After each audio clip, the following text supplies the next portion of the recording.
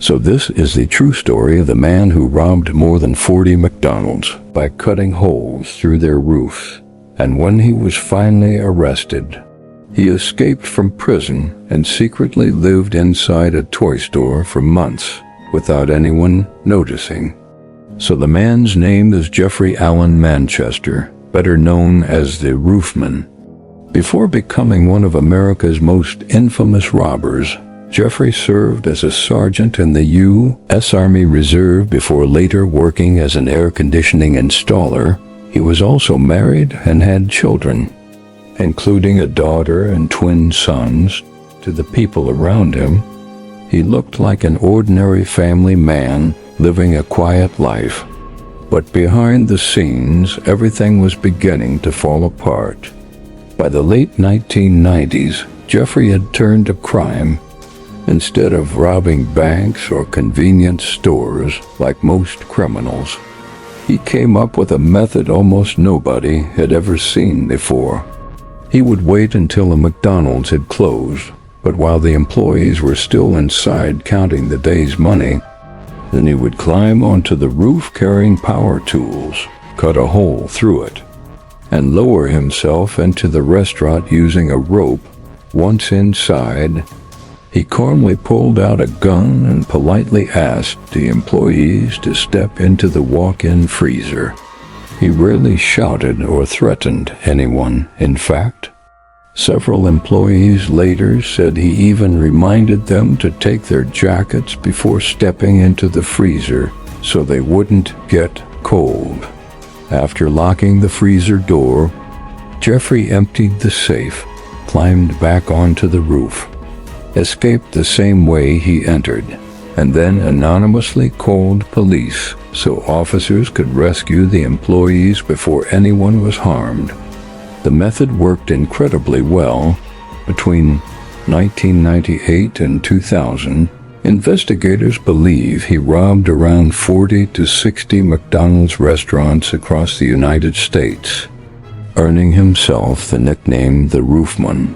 For nearly 2 years, police struggled to identify the mysterious robber who kept appearing through restaurant ceilings and disappearing into the night. Eventually, Jeffrey pushed his luck too far. After robbing one McDonald's, he attempted to rob another restaurant later that same night. This time, an employee managed to activate a silent alarm. Police arrived before he could escape, bringing one of the country's most unusual robbery sprees to an end. He was convicted and sentenced to 45 years in prison. For most criminals, that would have been the end. But not for Jeffrey. While serving his sentence, he became a model inmate and earned a job in the prison metal shop. Secretly, he built a custom platform that allowed him to hide underneath a prison delivery truck. When the truck drove out through the prison gates, Jeffrey was hidden underneath it. By the time it reached its destination, he climbed out and disappeared. He was officially a fugitive once again. The only problem was he had nowhere to live. So he broke into a nearby Toys R Us after closing time and found a hidden space behind the bicycle department where employees almost never went. What was supposed to be a temporary hiding place quickly became his home for several months. Every morning before employees arrived, he hid inside his makeshift camp.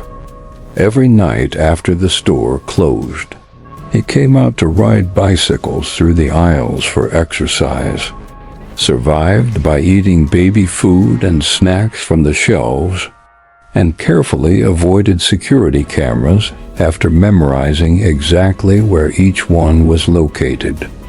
As unbelievable as it sounds, nobody realized an escaped prisoner was secretly living inside the building. During this time, Jeffrey also joined a local church. There he met a kind single mother named Lee, who had 3 children. The two began dating.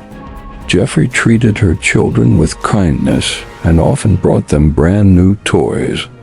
What Lee never realized was that many of those toys had been stolen from the very Toys R Us where Jeffrey was secretly living.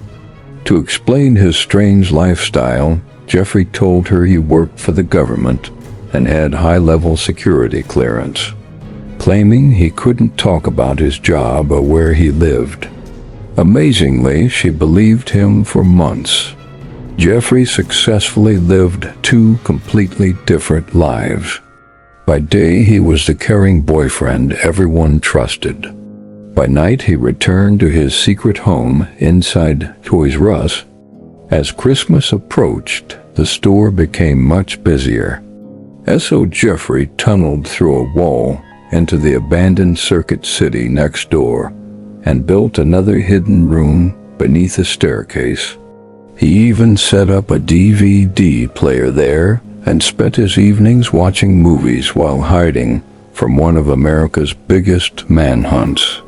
Everything seemed to be going perfectly until greed got the better of him.